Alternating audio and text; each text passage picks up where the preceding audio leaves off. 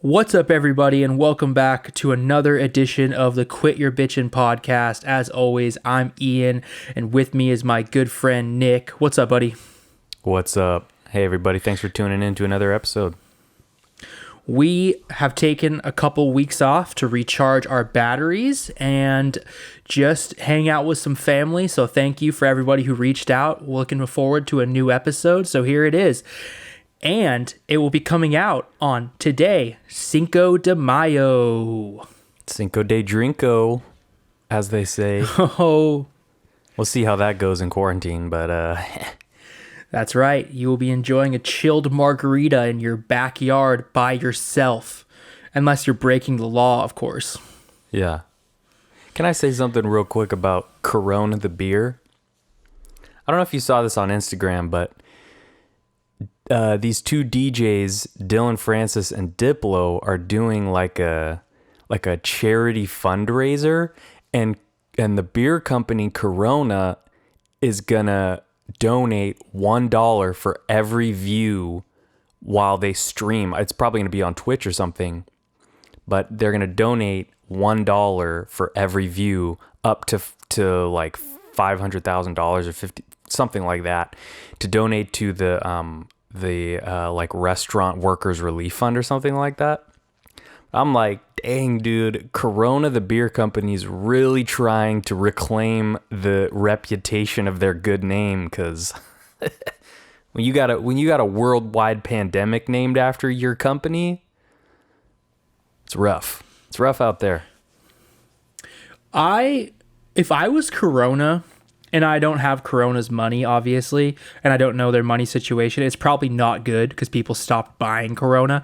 But I don't think I'd put a cap on the limit that I was going to give, because I think you just keep giving until people forget that you have the same name as the virus. I know. You do what you got to do. Did you see that story?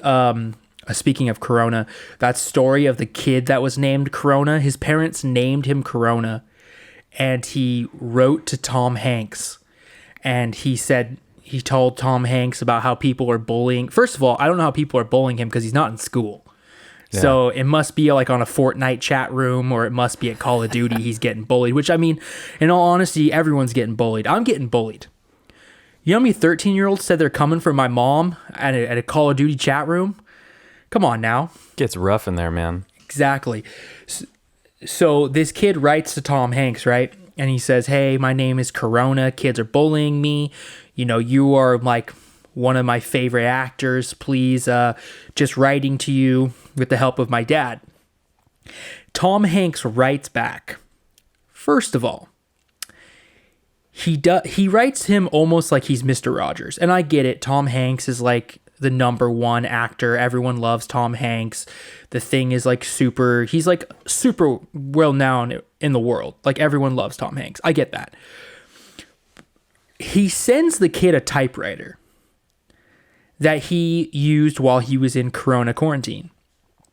And then he tells the kid to have his parents help him write a letter back to him. First of all, what 8-year-old wants a typewriter? Second of all, do you just, as a parent, pawn off that typewriter immediately and just tell your kid he never wrote you back? Because, I mean, okay, first of all, your kid wants to write a letter to Tom Hanks. You go, oh, okay, whatever, Corona, you just do that. He writes the letter. You don't think Tom Hanks is going to respond. Also, where do you send a letter to Tom Hanks? Yeah, did he just DM him his address personally? Exactly. So this story's fishy. Then, in the letter, he just signs it Tom H. Now, let's just say here, anyone could have forged that. Anyone could have pulled out an old shitty typewriter and just sent it to a kid named Corona, whose life's already pretty shitty, let's be honest here. And let's just say your parents are getting an award this year as worst name you could choose. And now you're giving this kid a crappy typewriter. I mean, maybe it's not crappy, but I'm just saying, if I was 8 years old, I don't want a typewriter.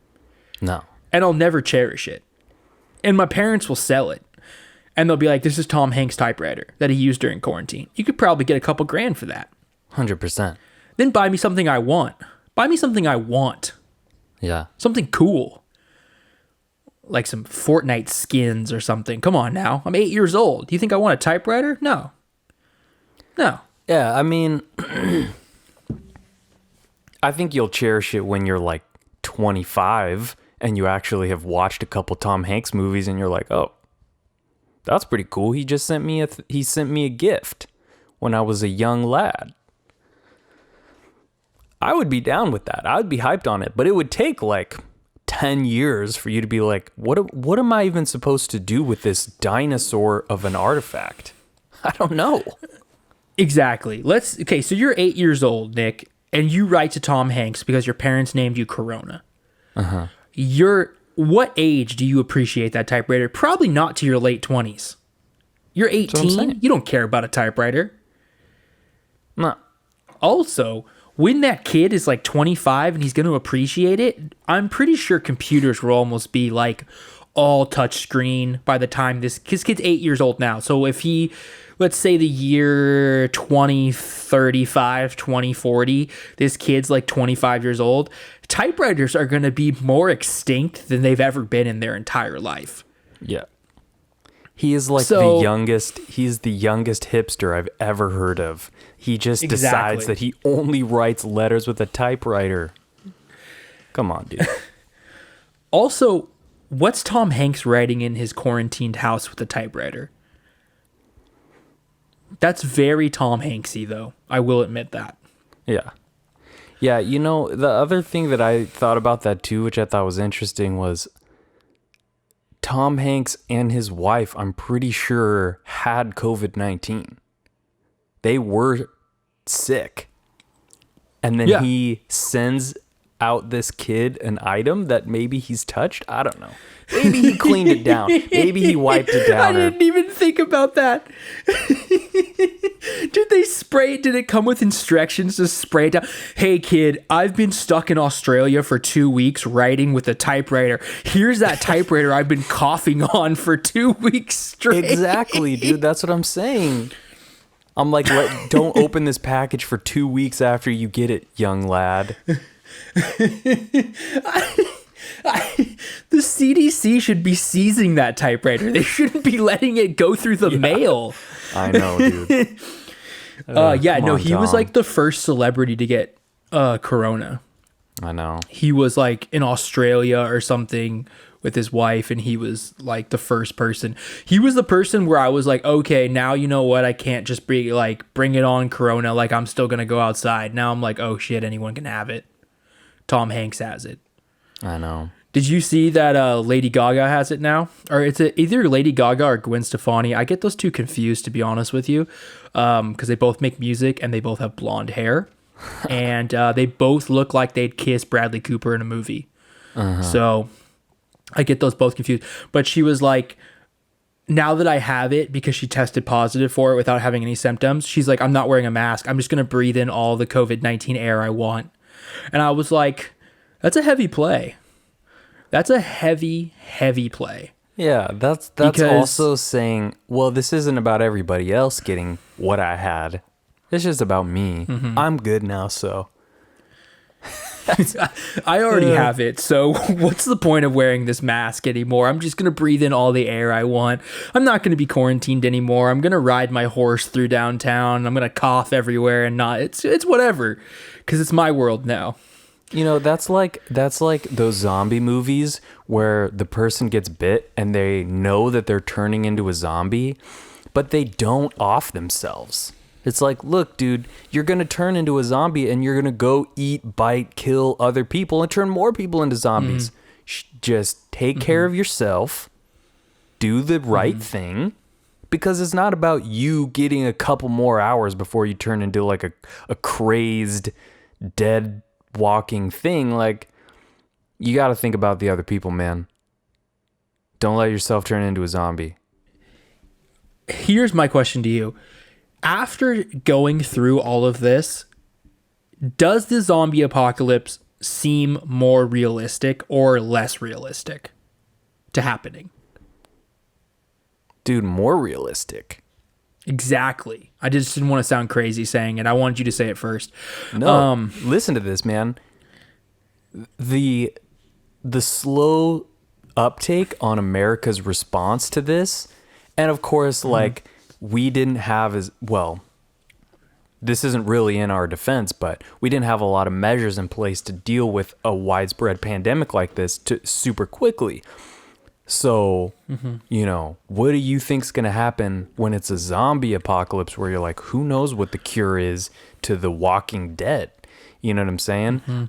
Countries aren't going to be as quick on the uptake. Also, do you think, I feel like this is a possibility. Zombie apocalypse starts happening. The early stages of the apocalypse, you know, let's say it starts in like France or I don't know why it'd be France, but another country that's slightly removed from America. I feel like there will be people in America who will be like, dude, it's all a lie. You know, it's all a conspiracy. And so then no one's going to put measures in place to protect themselves. And then those people turn into more zombies when it hits. For some reason, you said France. I thought Germany. For some reason, when I think of a zombie apocalypse starting and outbreaking, I just think of Germany just being the place that starts. And then, obviously, because, I mean, with every single anything that's happened in the world, there's like 10% of the US that's just like, yeah, the president did this. Like, this is definitely the president. He wanted to raise polls. He has money invested in some random thing, and that's what's going to drive the stock up. Like, everybody thinks that stuff. So it's just like, when I think of a zombie apocalypse happening, like, to me, it was always just like, oh yeah, the zombie apocalypse, that'd be tight, right? Oh yeah, that'd be so cool. No, it really wouldn't be that cool. And now it seems like it's very possible that if this virus that now has like 25 different symptoms, and sometimes it shows, sometimes it doesn't, like, this virus is actually like pretty smart, or not smart, but you know what I mean? It can adapt. And it can go to every country. It can spread to every country. So it's just like, the zombie apocalypse is like, man, this could really happen. So my question to you is, what are the top 5 things that you're going to do now that the zombie apocalypse almost seems real? Are you going to do something to be more prepared for the zombie apocalypse, Nick? Are you going to just wait it out? Are you going to become a registered gun owner? These are all questions that I have for you. Yeah, dude. I already wanted to be a registered gun owner. One, because, you know, I think there will come a time in my life when I have a wife and kids. And, you know, obviously, I'm going to be a very responsible gun owner. It's going to be locked up where only I can have access to it. But push comes to shove, somebody breaks into my house. I am going to be ready to defend my children. You know what I'm saying? Protect wifey, I mean. So, you know, that was already on my radar, zombie apocalypse aside. But maybe I would even consider more firearms. Also, maybe I'll watch an episode or two of Doomsday Preppers, dude. See what those guys are doing. I know they're like way over the top. They have like bunkers under their house with like a mini Walmart in their basement. But, you know, that's a little far. But, you know, dude, maybe stockpile some water. A little bit of food, some canned beans. Who knows, dude? Also, sorry, can I say one last thing? Oh, yeah. I would buy a boat. Yeah. Zombie apocalypse hits. I take my family on a boat. Yeah, that just seems like a big investment, though. If it never happens, then you have a boat that you're paying for. Actually, I mean, sure, you have a boat, that's cool, but like... Dude, having a boat would be sick even if the zombie apocalypse didn't happen. My first thought is Jeep. You need a Jeep. Every good zombie apocalypse movie, the guy has a good Jeep. He has, you know what I'm talking about? And maybe it's a Hummer, like an old school Hummer, like the military used. But he's got like the gas can on the back, the extra tires. He's got the 25s that just are like bulletproof. I think that would be my first. You know what? I take that back. I'll go down to the repo lot and I'll get me an armored truck that they used for money. Like a Keep Garda. that in the backyard. Keep that in the backyard, ready to go, gassed up. And then the moment the zombie apocalypse hits, man, everyone gets in the armored car. We're good to go. We're traveling from city to city. We've changed our names. My name is Gunner, obviously. I take no shit as the new king of whatever I end up. I'd probably have a ranch. Yeah. You know, I really wouldn't save many people because armored trucks aren't that big. You know what I mean? But guns are a big thing that I've been thinking about, where I'm thinking that zombie apocalypse, you don't want to be unprepared. Not at all. What if it does happen and then you're the idiot who always joked about being prepared, but you're never prepared? I don't want to be that idiot. I'd rather laugh at the other idiot. You know what I mean? Yeah. I think the other benefit to a Jeep is it's easier to escape into the mountains. Well, I would beef out like an armored truck. Like I would lift it a little bit and then I'd put like mud tires on this. This thing would get like 2 miles to the gallon. But I mean, I'm not paying my credit cards off, so I can fill that thing off. You know what I mean? Zombie apocalypse happened. I'm going to max out a credit card. It's going to be useless after the zombie apocalypse hits. Exactly. Well, another thing that I thought would be a good thing to use is what you need to do now is figure out your own currency. Because once the zombie apocalypse happens and you just start telling people this is the new currency. And then if you have a boatload of it, I say, hey man, I next Bill think Gates. we're just gonna devolve back to the trade and barter system. Oh yeah, that's true. That makes more sense than any sort of centralized currency. You know what movie I was watching? This has nothing to do with it, but you know what movie I watched a couple of? Probably one of the best action movies of all time. Mission Impossible. I love those. It was the one where they peeled the face off. Those are the best. That's the best one. That's literally every single Mission Impossible. That is the gimmick of that whole entire series. All right, fine. That's like saying, you know, the Star Wars, but just that one movie where they had like the light swords. That one was the best. That is my favorite Star staple. Wars was the one with the dude with the lightsaber, and then he fought against the guy with the lightsaber. That was my favorite one. The rest of them were crap. My favorite Lord of the Rings is the one where the guy has the ring and he's trying to get it to the other mountain from where he is. That's my favorite one. Pretty much what you said. But is Tom Cruise ever going to age? That's the question that is more perplexing to me than COVID-19. I agree. Does Tom Cruise age? He's close to 60, isn't he? I think he's definitely in his 50s. You know, Scientology has done him well. I think we can all agree on that. Why hasn't Tom Cruise's ability to stay young drawn more people to Scientology? And why is it not drawn me to Scientology is the real question here, people. And by the way, Scientology, if you need a hook, we're looking for some ad space, baby. We are the #1 Scientology podcast if you pay us to be. Straight up, we will be all about Scientology all the time, every day. All you gotta do is show me the money. Cha-ching. Hook. Scientology. First of all, when you show me John Travolta, I don't want Scientology. You show me a young Tom Cruise who's still almost 60 doing his own stunts, coming out with Mission Impossible 6. Bring Scientology over in the wagon. We'll give it a shot. You know what I mean? 100%. Bring your uncles, bring your aunts, bring them all. Let's get a Scientology party going at my house if I can look like Tom Cruise and still be 60 years old. You know, I the one thing I do really respect about Tom Cruise is that aside from the Mission Impossible movies over the last couple years, and I could be totally wrong, but I don't think I've seen him in anything else.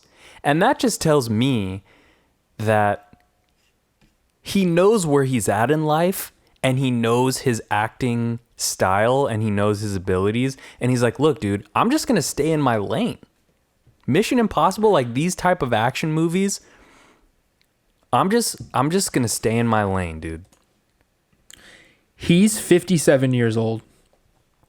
57. Tom Cruise is 57 years old, and he's coming out with Top Gun 2. He is on the beach, shirtless, looking better than I'd ever look in my entire life, playing volleyball, 57 years old. Scientology, hit me up. Yeah, that's true, dude. Top Gun. He is going to be he's going to be in the new Top Gun. That is definitely his lane. He's not trying to do another Vanilla Sky. You know what I'm saying? Drama, love story. He's in it for the action. You know, slight gear shift here. You know who else is doing that really well, Ian? Vin Diesel. Sort of. Fucking Keanu Reeves. Have you watched any of the John Wick movies, dude? My God. He is a monster, dude. His action scenes are unbelievable. He is so well trained and he is so well rehearsed. And okay, also, this is the best example of staying in your lane I've ever seen. He's pretty much only doing these movies, and also he knows exactly what John Wick is. John Wick is not a fucking Christopher Nolan movie. It is pure action. Story is secondary. And it is just a good ride the whole time. I want more John Wick movies. I think after the third one, maybe it's done. But this is a franchise where if they want to milk it, my wallet will say yes every time. I'll go to the theaters, dude. I'll see that shit in theaters every time. Have you seen those movies? Don't take that man's dog. You don't take that man's dog. You understand me? You don't mess with that man's dog. That is the definition of leave his dog alone. His dog don't need you because his dog, this is how I feel about the John Wick movies. John Wick movie is what I wished every Liam Neeson movie is. Every time Liam Neeson's daughter gets kidnapped, I go, no, man, this is John Wick already did this. Get out of here. Yeah. I don't want to be scared to go to France if I'm attractive. I don't want people to take me and have my old dad come save me. My old British dad, who's like also like in like two of the movies is like it. What movie? Dude, every single one of his movies is the same. He always is the same. He's been stuck in his lane. He's the opposite of Tom Cruise and Keanu Reeves. Straight up. You know another Tom Cruise movie that I forgot about? Is it a series or a movie? Jack Reacher. Jack Reacher. Did you ever see that? Yeah. I did see it. Dude. It was good. It was good. I felt like some of the lines were cheesy. I don't know if that's just a Jack Reacher thing or if it's just a Tom Cruise thing. But still, like Mission Impossible, really impressive. Because I'm pretty sure he's doing a lot of his own stunts. And they were good. They were like a good, entertaining set of movies. Keanu Reeves is a good one, though. But I can't think of another, besides John Wick, he would build, okay, besides everything he did growing up when he first started acting with The Matrix and all of that. I understand. I get that. But Keanu Reeves, really, John Wick was like when you think, I think if you talk to someone who's 18, 19 years old right now, they wouldn't even know what The Matrix is. So John Wick really probably is the movie that he's only known for for John Wick. I think like Tom Cruise is more like a very universal name, where like the first thing that comes to mind, you're just like, dude, 57 years old, Tom motherfucking Cruise, killing it. Fallout, oh, dude.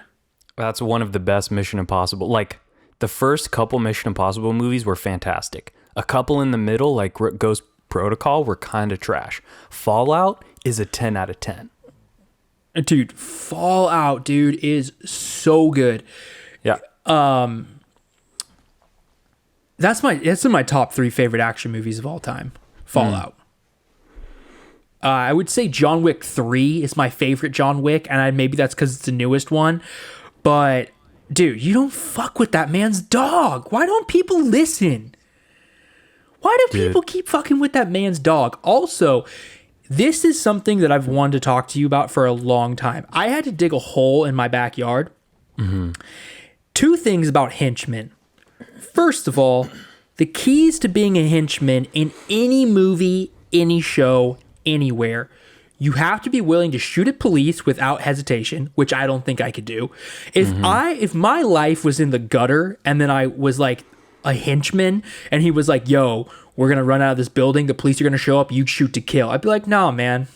No, fuck that. I'm not going to jail for attempted murder of a police officer on top of everything we just did. That ain't going to happen. Second thing, digging holes is hard. Whenever someone has to dig their own grave, why does it look so easy? Why is it so easy when people are like, all right, dig your own grave? That would take me days. The dirt's hard. There's rocks. There's roots. Why is it so easy in every movie? They're just like, all right, I'm just going to dig my own grave. Oh, I'm just going to drive this body out to the middle of the woods and I'm going to dig a grave. What? Yeah. No. That'd take me like 7 trips. You're talking about a 6-foot hole by 6 feet long, dude. That is a solid 6-hour job. Unless you're like in construction by trade or something. Like, I mean, here's how I would get caught instantly. I'd have to go to the closest convenience store like 7 times. They'd see my blood on my people's blood would be on me. I'd be buying a Gatorade, touching everything, using cash, just tired. I'd get an Advil water. You just, come on now. Like, especially in the desert, you can't dig a hole. And what do they say? Like, I've heard before, it's got to be at least 6 to 10 feet deep so you never get caught. So, I mean, come on now. That's just ridiculous. Dude. Okay, let me ask you a question. So in John Wick, he kills somebody. People attack him in his house. He takes them out. He calls the cleaners. The cleaners, as you know, I think they're a part of the mercenary assassin syndicate crew, but they literally show up, no questions asked, and they dispose of bodies and they clean up after the crime scene to make sure there's no evidence. Do you think a group like that actually exists in the world? Maybe like for the CIA? I imagine it being one guy. He just shows up to like a dirty old hotel room. What kind of guy is this? He's not wrinkly, but he's leathery. And he's got a suit that back in the 80s would have been like the top suit, but he just still wears that suit. And what happens is he shows up, he knocks on the door, he's got leather black gloves on, he's smoking a cigarette. And like a panicked celebrity is just like, I didn't mean to do it. I didn't mean to do it. And he goes, all right, kid. I was doing too much coke at the time. He's just like, all right, kid, get out of here. I got this. You got the money, route it to my account. He drives a Winnebago, but like a nice one, where you're just like, man, that's a nice Winnebago. And I could never be a cleaner because I don't have the stomach for it. Because don't they just like make sure everything goes down the drain? Like, Ugh, no, I couldn't do it. I couldn't do it. They like take the whole body, all the parts, any blood, like they probably take it away with them and dispose of it elsewhere. Oh, I'm talking about the one that disposes, like when you've seen that movie when they dispose of it in like the hotel room. So like you never even knew like someone like was there. Like they'll like cut it up and then they'll disintegrate it with like acid in the tub and then it'll just go down the drain. Yeah, dude, exactly. That's the face I make when I think about those things. I would be vomiting constantly.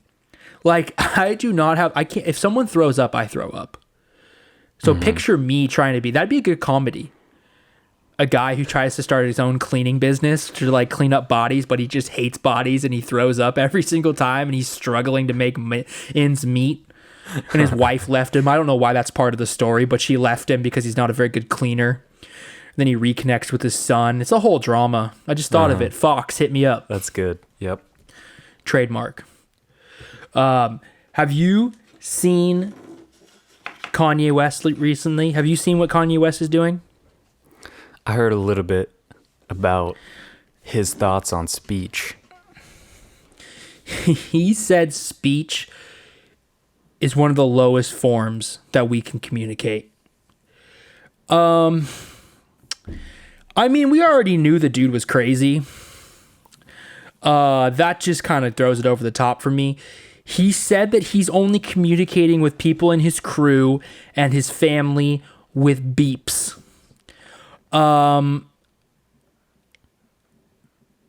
Obviously, how is he going to tell us which beeps mean what? Because he'd have to communicate in the lowest form of language to do so. I'm assuming it's just like he goes, "Hey, Kanye, you want an apple?" And he goes, "Beep, beep, boop, boop, beep, beep." And then you go, "Well, I don't have any Granny Smith's apples. It's only it's a Fiji." And he goes, "Beep, beep, boop, boop." And they go, "We don't have any Honey Crisp apples." That's what I'm assuming. It doesn't shock me that he does this because most of his clothing line makes him look like he's homeless. So I feel like beeping and booping and bopping is just kind of part of his homeless vibe because I feel like most homeless people do that. So he's just a billionaire that's homeless, wearing rags and sandals, going beep, beep, bop, bop, boop, boop. That's my takeaway. It's not positive. It's not negative. It's just Kanye being Kanye. Yeah, that's my takeaway of that. What were you going to say? I think it's funny that he says, okay, speech is actually a pretty low form of communication because it's hard to relay complexity without a large amount of words. You know, like a picture they say a picture's worth 1,000 words. A piece of music can convey complexity. You would need 10x the number of words to just describe the song than the actual song or the situation and so like in one sense he's certainly right, but the next step that he takes is an innumerably lower form of communication than speech. And you're like, how the fuck?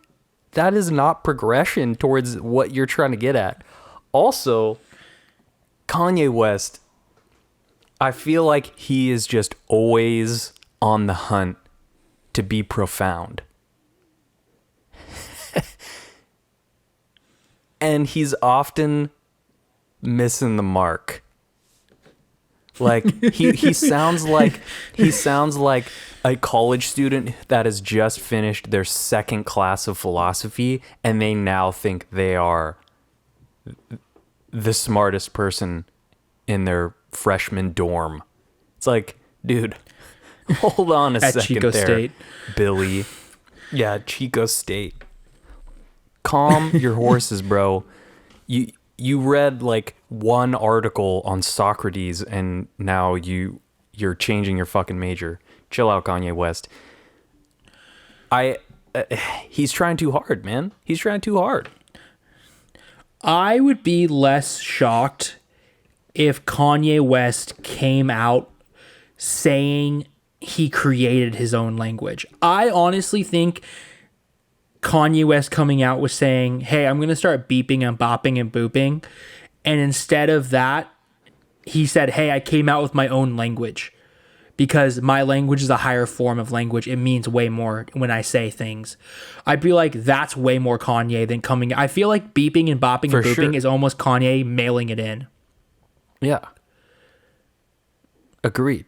Like, yeah. So Kanye, step it up. And that's all I have to say.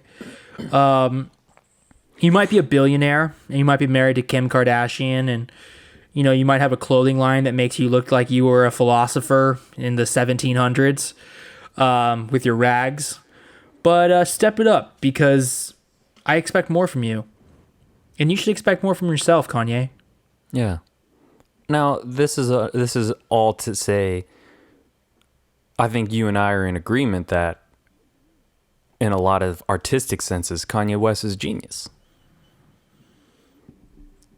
So we're not trying to disparage Kanye here. I think when he has bad ideas, we have the right to say, yeah, those are actually bad ideas. But when he has good ideas, I'm paying him money for his art. So you get both when you're that famous. Yeah, we're not ragging on Kanye in a bad way. I think I just expect more from Kanye. Yeah, that's exactly right. Expect more. All right, guys. Thank you for listening to another episode of Quit Your Bitching Podcast. As always, if you like, hit the subscribe button for us or hit the like button. Show us some love. Like always, we're on every single major platform for podcasts. iTunes, Apple Music, we're on everything. So just to hit, if you like what you hear, subscribe. Anything you want to say, Nick? No, guys, thanks for tuning in for another episode. Thanks for all the support. If you have any thoughts or comments, shoot us a message, leave us a comment, do any of those things. And yeah, like the subscriptions and all the rest of that really help us out over here at Quit Your Bitchin'. So we will be back another time this week with another episode. So stick around.